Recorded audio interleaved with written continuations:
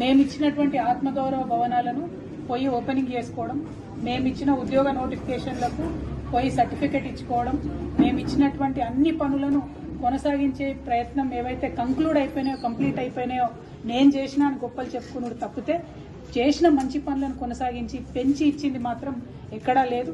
ప్రజలకు ఇచ్చిన వాగ్దానాన్ని పూర్తి చేసింది ఎక్కడా లేదు.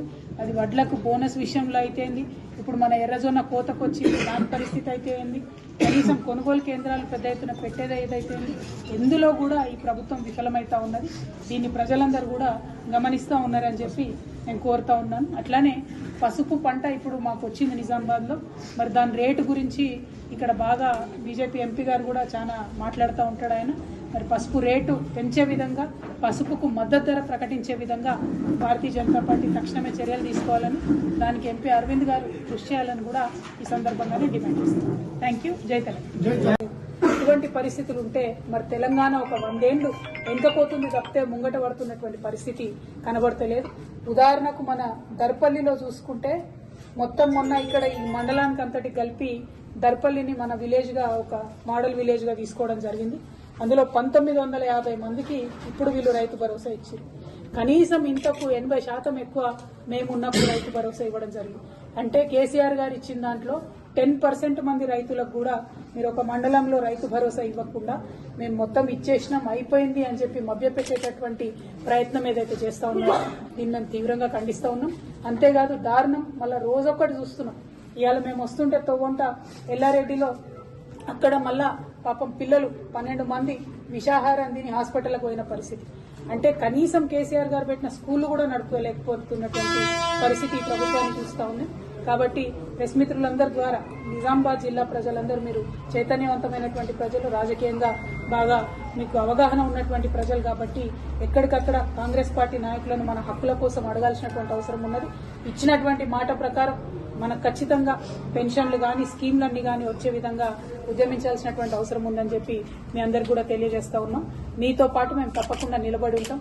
నిజంగా రేవంత్ రెడ్డి గారు మొన్న 26 జనవరి నాడు మాట్లాడిన మాటలు వింటే ఎట్లా ఉన్నదంటే ఒకటే స్పీచ్ లా 10 నిమిషాలకు ముందేమో 26వ తారీఖు నాడు వేస్తా అంటాడు రైతు బంధు, 10 నిమిషాలు కాగానే 31 మార్చికి వేస్తా అంటాడు. అంటే నిజంగా అబద్దాన్ని తీసుకుపోయి అద్దం ముంగట నిలబడితే ఎట్లుంటదంటే రేవంత్ రెడ్డి గారి బొమ్మగానే పడుతుందట అద్దంలో. అది పరిస్థితి. అంతే తప్పితే ఇంకోటి లేదు. ప్రజల్ని మభ్యపెట్టి ఎక్కువ కాలం పరిపాలన చేయలేదు. ప్రజల కోసం ఇప్పటికన్నా ముందుకొచ్చి పారదర్శకంగా పనిచేయవలసిందిగా కాంగ్రెస్ పార్టీని డిమాండ్ చేస్తా ఉన్నాం. నిన్న కుంభమేళాలో ఏదైతే ఇన్సిడెంట్ జరిగిందో దానికి బీఆర్ఎస్ పార్టీ తరఫున మేమందరం కూడా బాధపడతా ఉన్నాం. అదేవిధంగా కుంభమేళ ఇప్పటి నుంచి శివరాత్రి దాకా కొనసాగుతుంది కాబట్టి తెలంగాణ నుండి కూడా చాలా మంది పోతా ఉంటారు కాబట్టి ఖచ్చితంగా ఇక్కడ ఉండేటటువంటి ప్రభుత్వం ఒక హెల్ప్ లైన్ ఏర్పాటు చేయాలని చెప్పి మేము డిమాండ్ చేస్తా ఉన్నాం.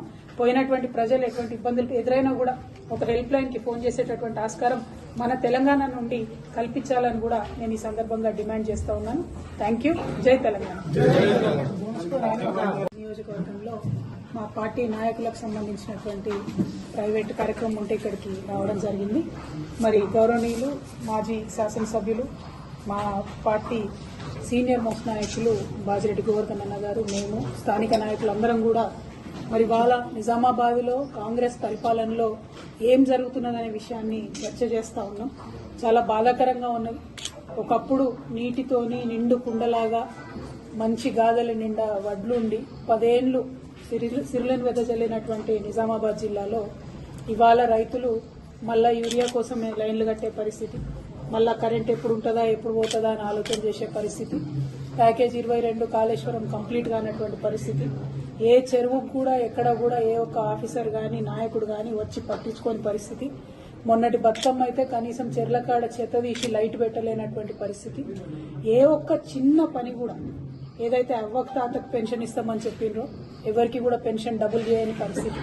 ఇప్పటికీ గవే కేసీఆర్ ఇచ్చిన పైసలు వస్తున్నాయి తప్పితే కొత్తగా కాంగ్రెస్ వాళ్ళు వచ్చి ఇస్తున్నటువంటి డబ్బులు ఏమీ లేవు. ఇవాళ బీడీ కార్మికులు చాలా పెద్ద ఎత్తున ఉంటారు నిజామాబాద్ రూరల్ నియోజకవర్గంలో.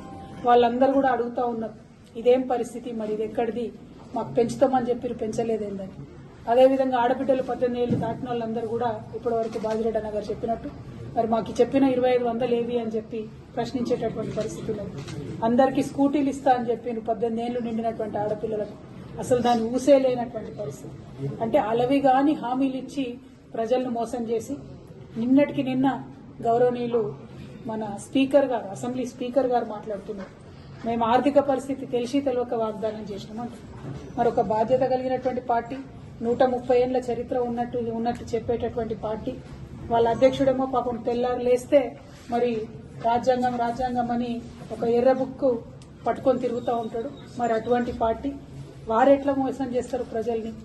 అంటే ముందు తెలంగాణ ఇస్తామని చెప్పి ఎట్లయితే మనల్ని మోసం చేసిరో, అంతకు ముందు తెలంగాణ ప్రజలు అమాయకం అని చెప్పి నన్ను తీసుకుపోయి ఆంధ్రాలో కలిపి ఎట్లా మోసం చేసిండ్రో, ఇవాళ కూడా కాంగ్రెస్ పార్టీ అదే ఒడవడిని కొనసాగిస్తుంది తప్పితే ఇంకోటి కాదు.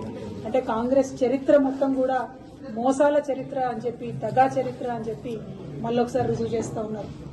నిన్న మొన్న మనం చూసినాం, 4 రోజులు గ్రామ సభలను పెడితే ప్రజలు నిలదీసి అధికారులను వెలగొడితే మరి భయంకరమైనటువంటి మళ్ళా తెలంగాణ ఉద్యమకాలం నాటి పరిస్థితులు అన్ని పల్లెలలో కూడా మనం చూసినాం. ఇంతకు చేసింది ఏందయ్యా అంటే 4 రోజులు పెట్టిండ్రు, వాళ్ళ ఇష్టం వచ్చిన పేర్లు చదివిండ్రు, భూములు ఉన్న వాళ్ళకే మన ఇండ్లు ఇచ్చేటటువంటి పేర్లు చదివిండ్రు, రైతు బంధు అని చెప్తే ఎవరికి వస్తుందో ఎందుకు వస్తుందో అర్థం కానటువంటి పరిస్థితి, రేషన్ కార్డు అంటే ఎవరికి ఇస్తున్నారో అర్థం కానటువంటి పరిస్థితి, భయంకరంగా ఎక్కడో సెక్రటేరియట్ లో ఏసీ రూమ్లలో కూర్చొని చేసిన లిస్టును తీసుకొచ్చి ఊర్లలో చదివి పేద ప్రజల నోట్లో మట్టి కొట్టేటటువంటి ప్రయత్నం కాంగ్రెస్ పార్టీ చేసింది. ఎక్కడికక్కడ బీఆర్ఎస్ నాయకులు, ప్రజలు చైతన్యవంతులై ఆఫీసర్లను ఎదిరిస్తే మళ్ళీ వెంటనే మాట మార్చి ఈ లిస్టు ఫైనల్ కాదు, మళ్ళీ ఇంకో లిస్ట్ వస్తుంది, కొత్త లిస్ట్ వస్తుంది అని చెప్పి మభ్యపెట్టేటటువంటి ప్రయత్నం చేస్తున్నారు.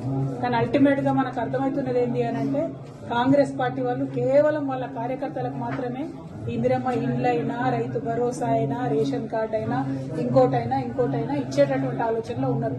ఈ వాస్తవాన్ని తెలంగాణ ప్రజలు ఎంత తొందరగా గమనిస్తే అంత మంచిది. మనం డిమాండ్ చేస్తూనే ఉండాలి, కొట్లాడుతూనే ఉండాలి.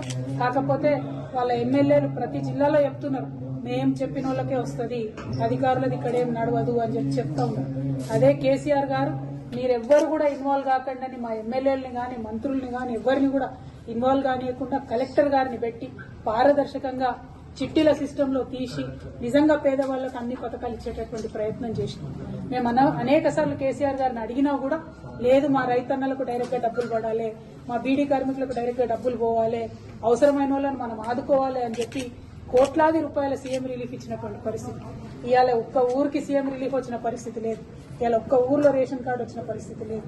ఇటువంటి పరిస్థితులు క్రితం ప్రభుత్వంలో కేసీఆర్ గారు ఇచ్చినటువంటి నిధులు తప్పితే కొత్తగా ఈ ప్రభుత్వం చేస్తున్నది ఏం లేదు. Please subscribe Telugu politics.